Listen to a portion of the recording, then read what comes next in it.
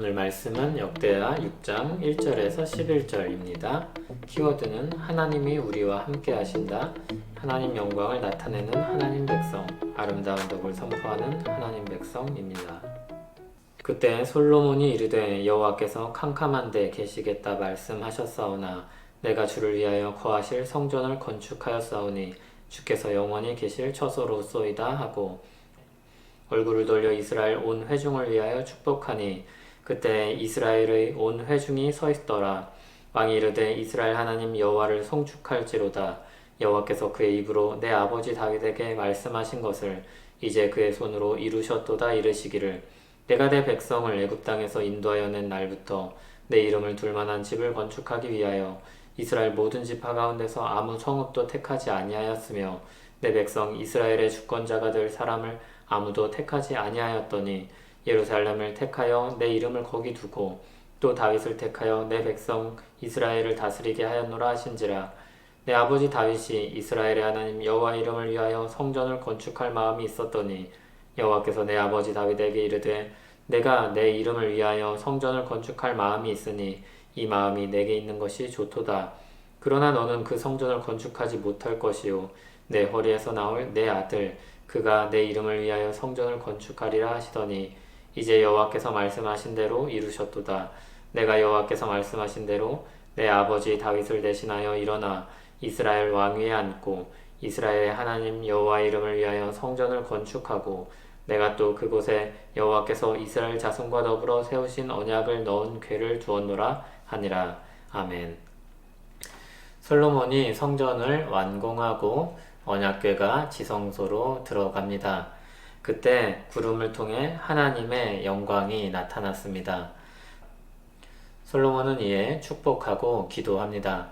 먼저 성전이 누구의 집인지 선포합니다. 1절, 2절입니다. 그때 솔로몬이 이르되 여호와께서 캄캄한 데 계시겠다 말씀하셨사오나 내가 주를 위하여 거하실 성전을 건축하였사오니 주께서 영원히 계실 처소로소이다 하고 하나님께서 캄캄한 데 또는 빽빽한 구름 가운데 계시겠다 하셨습니다. 이것은 모세가 하나님을 배웠을 때를 떠올리게 합니다. 모세가 하나님을 만났을 때 빽빽한 구름 가운데 하나님이 임하셨습니다. 모세는 비록 당대에 하나님을 가장 가까이 했던 사람이었지만 그 역시 하나님 앞엔 한낱 피조물이었습니다. 무엇보다 그 역시 죄 많은 한 사람이었습니다. 모세도 거룩하신 하나님과 감히 마주할 수 없었습니다. 그러나 그 거룩하신 하나님께서 성막을 두시고 이스라엘 백성들을 이끄시고 그들과 함께 하셨습니다. 그리고 이제 성전을 짓고 자기 백성과 함께 예루살렘에 거하십니다. 얼마나 감격스러운 순간입니까? 솔로몬의 말은 그 거룩하신 하나님께서 자신들이 지은 성전에 거하신다는 것입니다. 그분이 우리와 함께 하심을 이 성전을 통해서 우리에게 나타내셨다는 선포입니다. 솔로몬은 그리고 얼굴을 돌려 온 회중을 축복합니다. 솔로몬은 다윗과 맺으신 언약을 언급하며 하나님께서 그 언약을 신실하게 이루셨다고 선포합니다. 그 말인즉 하나님께서 다윗과 언약을 맺으시며 그의 나라가 영원히 견고하리라는 말씀대로 그 신실한 하나님의 역사가 지금 그들의 눈앞에 이루어지고 있다는 뜻입니다. 그것이 그 백성들에게 복된 일임을 전하고 있는 것입니다. 하나님이 우리와 함께 하신다 선포하는 것입니다. 역대기 말씀을 읽은 처음 독자가 누구였습니까? 포로에서 돌아온 이스라엘 백성입니다. 이스라엘 재건을 기대하며 예루살렘으로 돌아온 사람들입니다. 그들에게 이 역사는 굉장히 뜻깊습니다. 바벨론에게 끌려간 자신들은 버려진 사람들과 같았습니다. 그러나 하나님께서 말씀하신 70년이 지나고 다시 그들을 예루살렘으로 돌아오게 하셨습니다. 말씀대로 이루시는 하나님의 역사를 경험했습니다. 말씀대로 이루신 하나님의 성전 건축 역사를 또한 읽습니다. 지금 그들은 성전을 재건하기 위해 돌아왔고 모였습니다. 말씀대로 이루시는 하나님께서 이전에도 함께 하셨고 지금도 함께 하셨습니다. 그러므로 이 역사를 읽는 백성들은 성전 역사를 기억하고 또 포로에서 돌아온 자신들의 경험을 생각하며 당면한 성전 재건 역사에 힘을 쓰게 됩니다. 다시 하나님과의 교제가 회복될 것을 기대합니다. 자신들이 믿는 하나님이 이스라엘의 역사 속의 하나님이라면 내일도 기대할 수 있는 것입니다. 그리고 오늘 자신들을 예루살렘으로 돌아오게 하신 하나님이라면 그들에게 미래가 있는 것입니다.